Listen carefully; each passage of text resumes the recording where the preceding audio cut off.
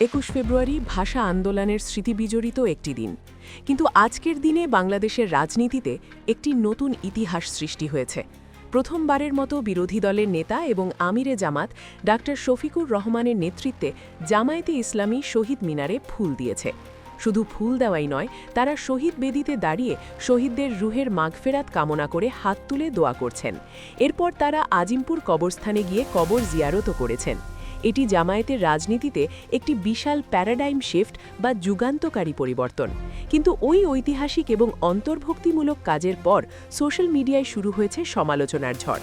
বামরা বিষয়টিকে অতিরঞ্জিত করছে। একদল অতি আবেগী মানুষ ধর্ম গেল, ফতোয়া গেল বলে চিৎকার শুরু করে দিয়েছেন। তারা বলছেন, শহীদ মিনারে ফুল দেওয়া তো বিজাতির সংস্কৃতি, জামাত কেন সেখানে গেল? ভাই, একটু থামুন। এত আবেগী হওয়ার কোনো দরকার নেই। আগে ইসলাম, পরে রাজনীতি, এই কথা আমরা সবাই মানি, জামাতও মানে। কিন্তু রাষ্ট্র কি আবেগে চলে নাকি বাস্তবতায়? আসুন সেই হিসাবটা মেলাই। যারা আজ ফেসবুকে বসে ফতোয়া দিচ্ছেন, তাদের কাছে আমাদের একটা খুব সাধারণ প্রশ্ন: রাষ্ট্রীয় আচার ও সংস্কৃতি কি একদিনে বদলানো সম্ভব? ৫৩ বছর ধরে বাংলাদেশের রাষ্ট্রীয় কাঠামোতে ২১ ফেব্রুয়ারিতে শহীদ মিনারে ফুল দেওয়ার যে রীতি চলে আসছে, আপনি কি চাইলেই সেটা কালকেই বন্ধ করতে পারবেন? আর সেই সংস্কৃতি বদলাতে হলে তো শুধু ফেসবুকে বড় বড় ফতোয়া দিলে হবে না, বাস্তব উদ্যোগ নিতে হবে। আপনি যদি রাষ্ট্রীয় কাঠামোর ভিতরেই না ঢোকেন, আপনি যদি মূলধারার রাজনীতির অংশই না হন, তবে আপনি সংস্কৃতি পাল্টাবেন কিভাবে?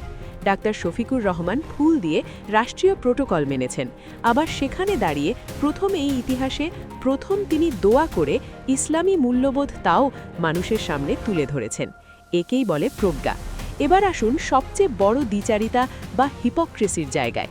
একদিকে হেফাজতে ইসলাম এবং তাদের আমির নির্বাচনের আগে প্রকাশ্যে ফতোয়া দিয়েছিলেন জামাতকে ভোট দেওয়া হারাম।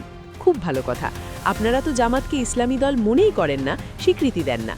বিএনপিকে আপনারা ইসলামী দল মনে করেন, তাদের শপথ অনুষ্ঠানে গিয়ে আপনারা হাজিরা দেন। তাহলে এখন জামাত শহীদ মিনারে ফুল দিল নাকি রাষ্ট্রীয় আনুষ্ঠানিকতায় অংশ নিল, এইসব নিয়ে প্রশ্ন তোলার সুযোগ আপনাদের থাকে কিভাবে? যাদের আপনারা বাতিল বলে ঘোষণা করেছেন, তাদের কাজ নিয়ে আপনাদের এত মাথা ব্যথা কেন? যেটা নিজেরা মানেন না, সেটা নিয়ে অন্যকে আক্রমণ করা আসলে এক ধরনের নোংরা দ্বিচারিতা। আপনারা আসলে চান জামাত মূলধারা থেকে বিচ্ছিন্ন হয়ে থাকুক, যাতে আপনাদের ধর্ম ব্যবসা টিকে থাকে। যারা জামাতকে ছবক দিচ্ছেন, তাদের রাজনৈতিক অবদানটা একটু মূল্যায়ন করা যাক। এই রাষ্ট্রীয় সংস্কৃতি পরিবর্তনের জন্য এই যে শহীদ মিনারে ফুল দেওয়া, এটা পরিবর্তন করার জন্য কি কখনো সব ইসলামী দল এক হয়ে মাঠে ছিল? রাষ্ট্রীয় কাঠামো গড়তে, একটি ইসলামী রাষ্ট্র প্রতিষ্ঠা করতে কে বাস্তব দায়িত্ব নিয়েছে? আপনারা ইসলামী রাষ্ট্র প্রতিষ্ঠায় কখনো কোনো পলিটিক্যাল সহযোগিতা করবেন না, ফতোয়া দেবেন। আপনারা কোনো বাস্তব উদ্যোগ নেবেন না, আপনারা রাজনৈতিক বাস্তবতায় বা নির্বাচনে অংশও নেবেন না। কিন্তু যখনই কেউ রাষ্ট্র সংস্কৃতির ভিতরে গিয়ে কাজ করতে চাইবে, মূলধারার জনগণের সাথে মিশতে চাইবে, সাথে সাথে আপনারা ফতোয়া নিয়ে হাজির হয়ে যান। আজকে তো তারিক রহমান নিজেও বেদিতে ফুল দিয়েছেন।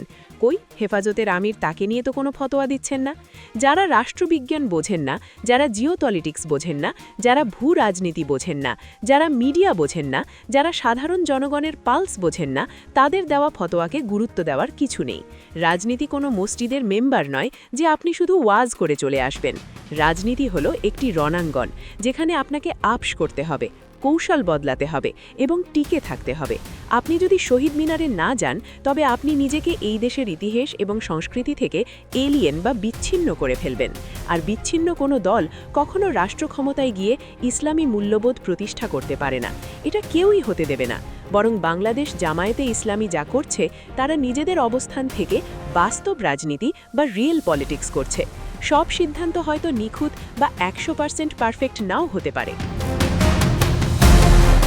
কিন্তু অন্তত তারা দায়িত্ব এড়িয়ে যাচ্ছে না। তারা ফুল দিচ্ছে, রাষ্ট্রের প্রতি সম্মান জানিয়ে দোয়া করছে, নিজেদের আকীদা এবং বিশ্বাস থেকে। জামাত বুঝতে পেরেছে যে 40% মানুষের ভোট পেতে হলে আপনাকে সেই মানুষের আবেগের জায়গাগুলোকেও সম্মান দিতে হবে। আপনি যদি সারা জীবন হারাম, নাজায়েজ বলে কোণঠাসা হয়ে থাকেন, তবে সমাজ পরিবর্তনের স্টিয়ারিংটা চিরকাল ওই সে সেকুলার ফ্যাসিস্টদের হাতেই থেকে যাবে। জামাতের এই উদ্যোগের আরেকটি বড় পলিটিক্যাল সিগনিফিকেন্স হয়েও তা সমাজের বিভক্তি ভাঙতে চাইছে। এতদিন শাহবাগী আর সেকুলাররা বলে আসত, জামাত তো ২১শে ফেব্রুয়ারি মানে না, ওরা দেশবিরোধী ও স্বাধীনতা বিরোধী। আজ শহীদ মিনারে গিয়ে ডাক্তার শফিকুর রহমান ওই সেকুলারদের সেই দীর্ঘদিনের তৈরি করা ফার্স্ট ন্যারেটিভ বা মিথ্যা বয়ানটাকে এক নিমেষেই ধ্বংস করে দিয়েছেন। এখন আর কেউ বলতে পারবে না যে জামাত জাতীয় দিবসগুলোকে সম্মান করে না। জামাত প্রমাণ করেছে তারা শুধু একটি ইসলামিক দল নয়, তারা একটি পিওর ন্যাশনালিস্ট বা জাতীয়তাবাদী দলও বটে।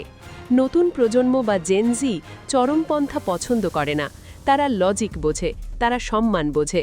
জামাত যখন শহীদ মিনারে গেল তখন তরুণ প্রজন্ম বুঝতে পারল যে এই দলটি আধুনিকতা এবং ধর্মীয় মূল্যবোধের একটি চমৎকার ব্লেন্ডিং বা মিশ্রণের করতে জানে।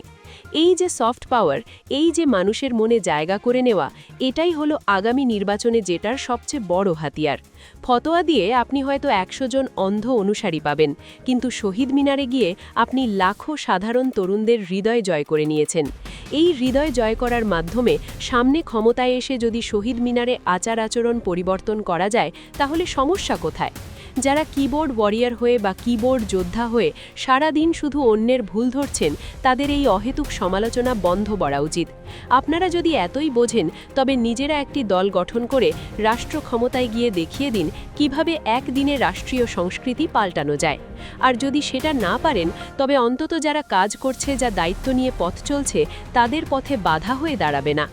ইসলামের ইতিহাসে কৌশলগত কারণে অনেক সময় আপাতদৃষ্টিতে অপছন্দনীয় কাজ করতে হয়েছে। হুদাইবিয়ার সন্ধি তার সবচেয়ে বড় প্রমাণ।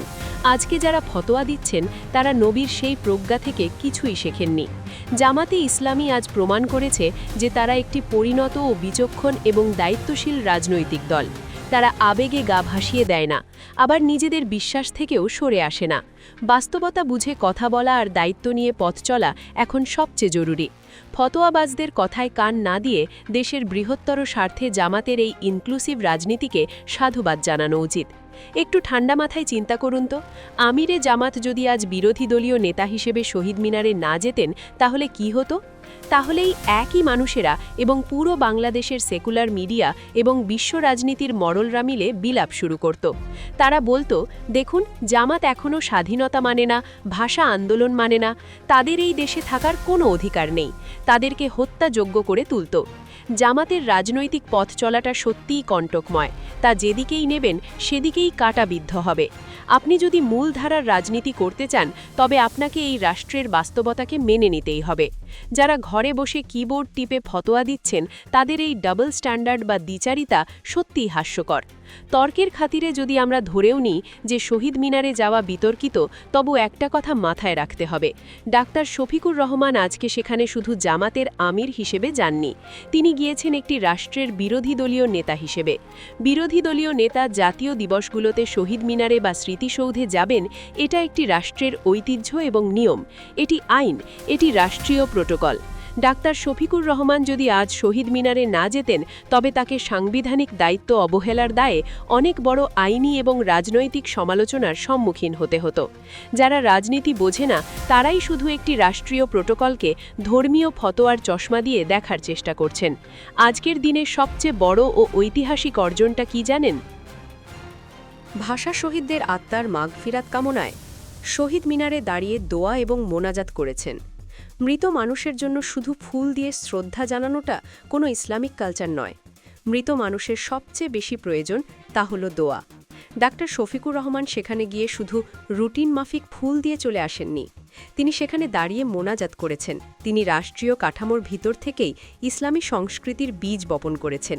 একেই বলে রাজনৈতিক প্রজ্ঞা। ফুল দেওয়া এবং দোয়ার পাশাপাশি আজকে আরেকটি অসাধারণ কাজ হয়েছে। ইতিহাসে প্রথমবার ভাষা দিবসে আনুষ্ঠানিকভাবে ভাষা শহীদদের কবর জিয়ারত করা হয়েছে। আর এই অসাধারণ কাজটির সূচনা করেছেন বিরোধী দলীয় নেতা আমিরে জামাত ডাক্তার শফিকুর রহমান। যারা আজ জামায়াতের এই পদক্ষেপের সমালোচনা করছেন, তাদের প্রতি আমাদের একটি বার্তা, রাজনীতিতে যা গুয়ার তুমি বা জেদ করেন, তারা আর যাই হোক কোনোদিন সফল হতে পারে না। রাষ্ট্র চালাতে হলে, সমাজের গভীরে পরিবর্তন আনতে হলে আপনাকে মানুষের সাথে মিশতে হবে, তাদের সংস্কৃতির ভিতরে ঢুকে সেই সংস্কৃতিকে পজিটিভ দিকে মোড় ঘোরাতে হবে। শফিকুর রহমান আজ সেই সাহসিকতাই দেখেছেন।